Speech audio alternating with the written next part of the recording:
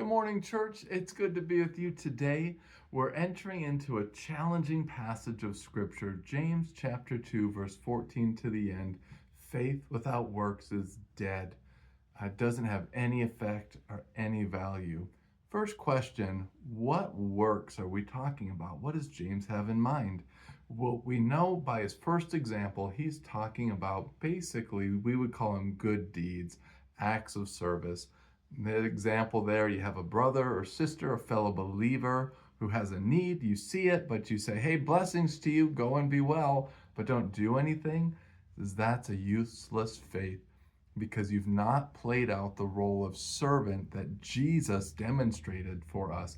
He was the foot washer. He was the need meter where people would come to him and leave healed. Now, did he always address the need that was brought before him? No, sometimes it was different. When the man who was lame got brought down through the ceiling, the first thing he did was to forgive the man's sins. The primary need, the healing, was just a way to prove that he had the authority to do that in the first place.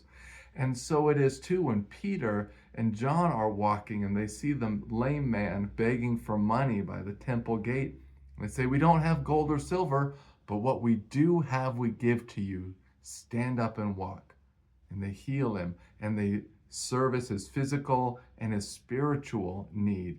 So we don't always have to be doing what people ask, but we need to look and process and look deeper in and say, what is really going on here?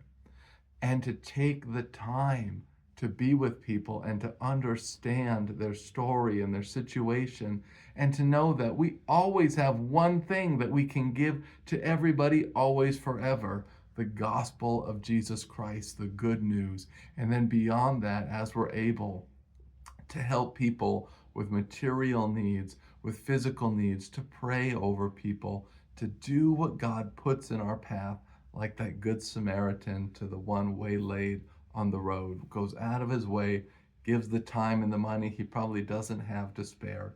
That's us, church. So let's have our eyes open today. Let's be ready to work for the Lord our God so that we do not have a worthless faith. Love you, church. We'll talk to you soon again.